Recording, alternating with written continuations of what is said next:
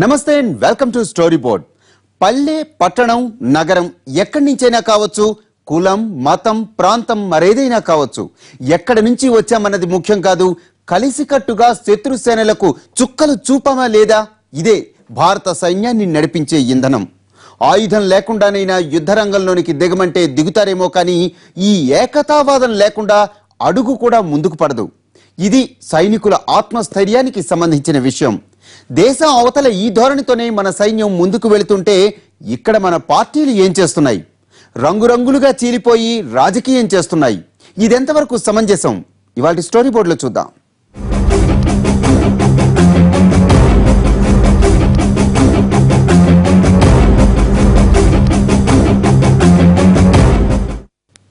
అడవిలో కుందేలు పట్టడానికి వెళ్ళినా పులిని సైతం వేడ్డానికి సిద్ధంగా ఉండాలి. రక్షణ మంత్రి తల్లి తనకు చెప్పిన మాటలను కథలు కథలుగా చెప్పి సైన్యాన్ని ప్రేరేపించారు. ఈ వార్తలను విన్న భారతీయులు వడలు పులకించిపోయింది. అవును, నిజమే, మన వాళ్ళు చేసింది కరెక్టే, సరైన దారిలోనే వెళుతున్నారు అని సంబరపడేలోపు పార్టీల లుకలుకలు మొదలయ్యాయి. సర్జికల్ స్ట్రైక్ జరిగాయా లేదా, ఉంటే విజువల్స్ చూపండి, ఇలా రకరకాల కామెంట్లు. ఇవి చాలవన్నట్టు బీజేపీ సైనిక విజయాన్ని తమ విజయంగా భావించటం, కటౌట్లు ఏర్పాటు చేయటం, ఇందుకు ప్రత్యర్థి పార్టీలు కౌంటర్లు చేయటంతో ఒక్కసారిగా నీరసం ఆవహించేసింది. ఏమిటి పొలిటికల్ గేమ్? అయినా సర్జికల్ స్ట్రైక్ తోనూ పాలిటిక్సేనా? ముందుగా సర్జికల్ అటాక్స్, తర్వాత జరిగిన పరిణామాలు ఏమిటో ఒకసారి చూద్దాం.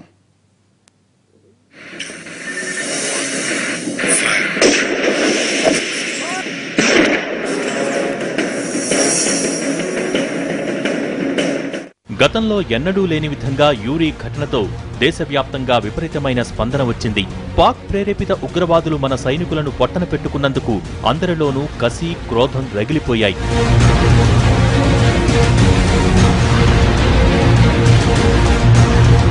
ఎన్నాళ్లిలా చేతులు కట్టుకోవటం, పాక్ పని పట్టాల్సిందేనంటూ ప్రతి ఒక్కరిలోనూ ఆక్రోశం పెల్లుబికింది. పాపాల పాకిస్తాన్కి సరైన సమాధానం చెప్పడానికి ఇంతకన్నా మించిన సమయం రాదన్న ఉద్దేశం కొద్దీ కేంద్రం కూడా చకచకా పావులు కదిపింది.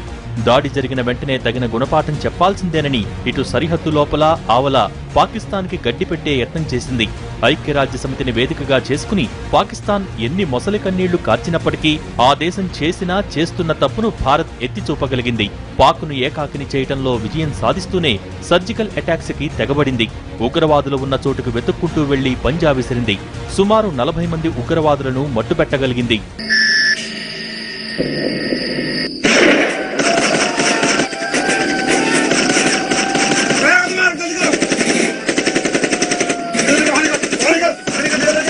ఇన్నాళ్లు పిల్లుల్లా వచ్చి మన సైనికుల ప్రాణాలు పట్టుకుపోయిన పాకిస్తాన్ ప్రేరేపిత ఉగ్రవాదులకు, పులిలా విరుచుకుపడ్డ మన పారాట్రూపర్లకు తేడా కొట్టొచ్చినట్టు కనిపించింది.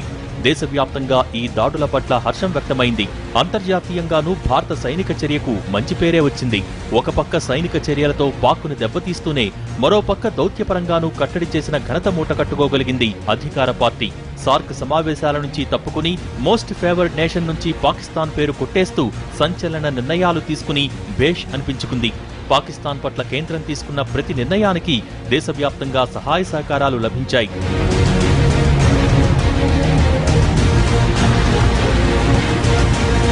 ఎప్పుడైతే భారత్ సర్జికల్ అటాక్స్ చేసిందో పాకిస్తాన్ సైన్యం ఒక్కసారిగా ఉలిక్కిపడింది. అంతకన్నా ముందు ఉగ్ర సంస్థల అధినేతలు అదిరిపడ్డారు. ఇన్నాళ్లపాటు ఎన్ని చేసినా ఓర్చుకున్న భారత్ను ఇక నిలువరించడం సాధ్యం కాదని తెలిసినా మేకపోతు గాంభీర్యం ప్రదర్శించడం షురూ చేశారు.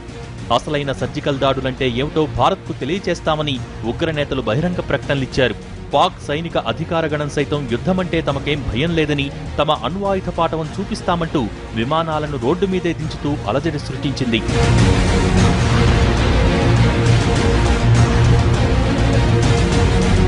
పాకిస్తాన్ని కట్టడి చేయటంలో కేంద్రం చేపడుతున్న చర్యలకు పార్టీలకు అతీతంగా దేశవ్యాప్తంగా అందరిలోనూ హర్షం వ్యక్తమైంది. పాకిస్తాన్కి తగిన గుణపాఠం చెప్పే ప్రయత్నం చేస్తామని, నీళ్లు రక్తం కలిసి పారవంటూ ప్రధాని మోడీ ప్రకటనలు గుప్పించడం కూడా అందరినీ ఆకట్టుకుంది. సింధు జల ఒప్పందం రద్దు దిశగా సాగటానికి తగిన మద్దతు దొరికింది. కొన్నాళ్లపాటు దేశమంతా ఒక్కతాటిపై నడుస్తున్న విధం చూసి అందరిలోనూ తెలియని ఉత్సాహం కనిపించింది.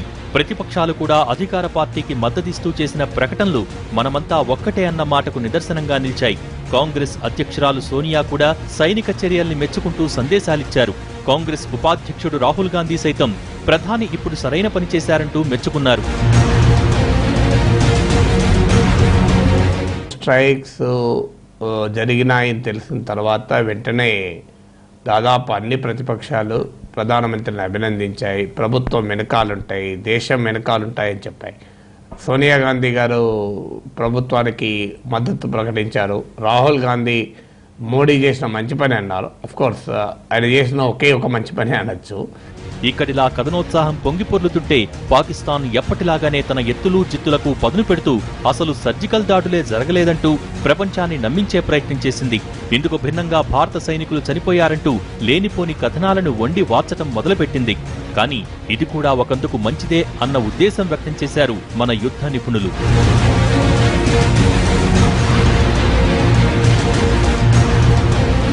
పీఓకేలో చేసిన సర్జికల్ దాడుల్లో విజయమే కీలకం.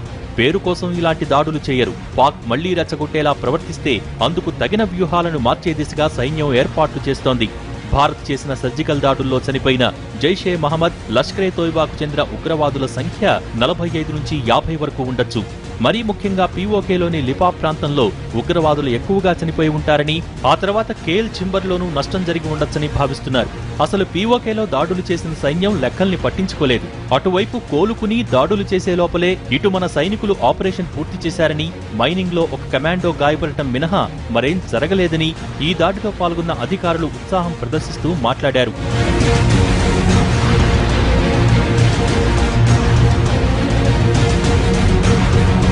ఇలా దేశవ్యాప్తంగా ఇటు సైనిక పరంగా అటు ప్రజలు పార్టీల పరంగా ఏకాభిప్రాయాలు వ్యక్తమయ్యాయి.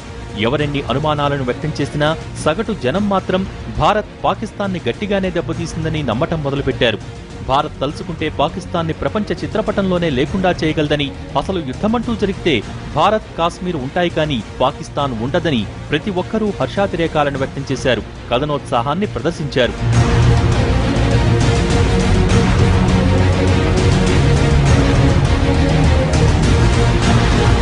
విచిత్రమైన విషయం ఏమిటంటే పాకిస్తాన్లోనూ భారత్ దాడులను సమర్థించిన దాఖలాలున్నాయి. సైన్యంలో కీలకంగా పనిచేసిన అధికారులే భారత్కు మద్దతుగా మాట్లాడారు. భారత్ను విడుస్తూ వెళ్లిన పాక్ కళాకారుల నుంచి భారత చర్యలు సరైనవే అన్న ప్రశంసలు సైతం వినవచ్చాయి. ఇవన్నీ అధికార పార్టీకి ఊరటనిచ్చే అంశాలుగా మారాయి. గత కొన్నాళ్లుగా దేశవ్యాప్తంగా రకరకాల పరిణామాలను ఎదుర్కొన్న కమలనాథులకు సర్జికల్ అటాక్స్ కొత్త ఊపిరిపోశాయన్న మాట కాదనలేని వాస్తవం. అధికార పార్టీకి అనువుగా మారుతున్న ఈ పరిణామాలను గుర్తించిన ప్రతిపక్షాలు ఉన్నట్టుండి సర్జికల్ అటాక్స్ పై గొంతు మార్చాయి. కానీ ఎప్పుడైతే అధికారంలో ఉన్న పార్టీ సర్జికల్ స్ట్రైక్స్ కూడా తన అవసరాలకు, తన రాజకీయ ఎజెండాకు వాడుకోవడం మొదలుపెట్టి 54 ఇంచుల ఛాతీ, 74 ఇంచుల ఛాతీ అని ఛాతులు చూపెట్టారో అప్పుడు ప్రతిపక్షాలు వీపులు చూపెట్టడం మొదలుపెట్టాయి. ప్రధానమంత్రి ఛాతులపైన ప్రచారమే జరిగి ఉండకపోతే ప్రతిపక్షాల వీపులు చూపాల్సిన అవసరం వచ్చేది కాదు. బీజేపీ కూడా ఈ దాడుల విజయాన్ని ఓన్ చేసుకుంటూ కటౌట్లను కట్టడం మొదలుపెట్టింది. ఇక్కడి నుంచి మొదలైంది అసలు రాజకీయం.